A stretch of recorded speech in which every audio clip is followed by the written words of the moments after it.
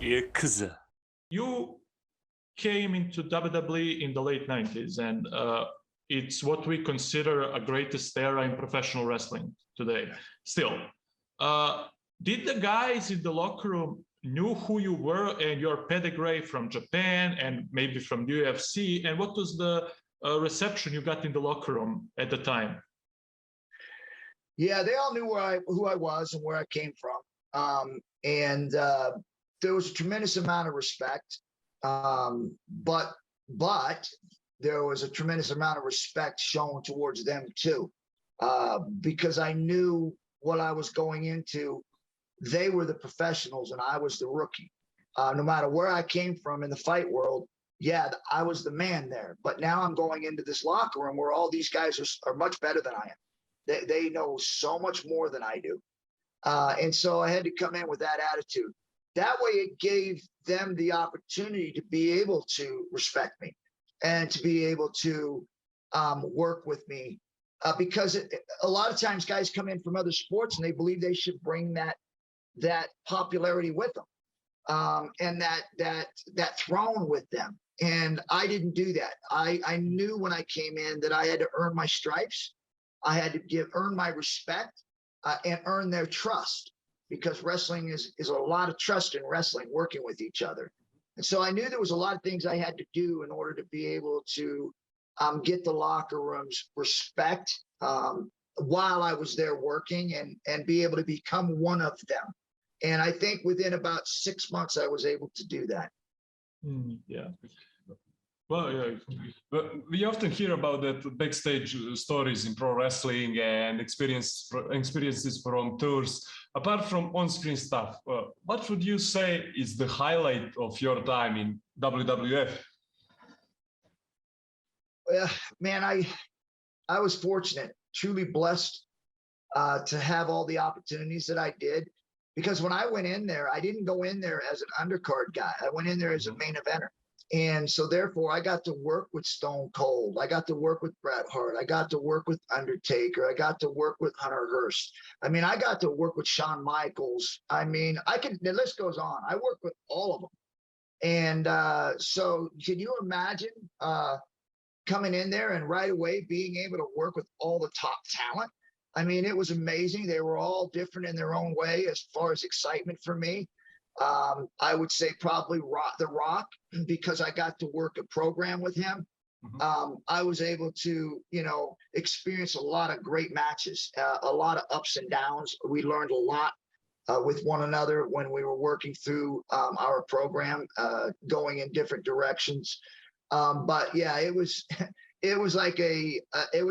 just a complete rush from the time that I stepped into the ring until the day I left.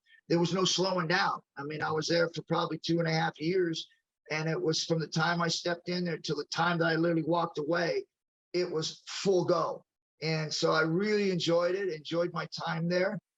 Obviously, I would have liked to have been able to probably stay a little longer, but I really had the itch to go back and really trying to do what I really made my name in, which was fighting. And so I wanted to make sure that I finished my career doing what I loved doing, and the first love, which was fighting, combat, and make sure that I went in and got every ounce of what I could out of me.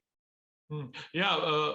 What was it like being at the WrestleMania? I know it's a general question, but we never been to WrestleMania, so I have to ask for experience.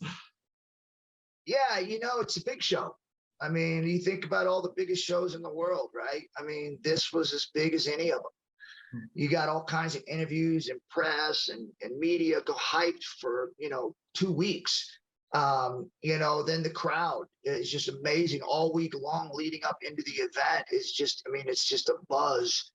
And then of course walking into the ring and just the sound that you get from the crowd, just the pop, the loudness, the excitement, the electricity.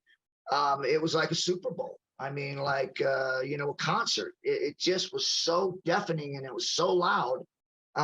It was a great experience, and there's not too many people other than performers that literally get to experience something like that.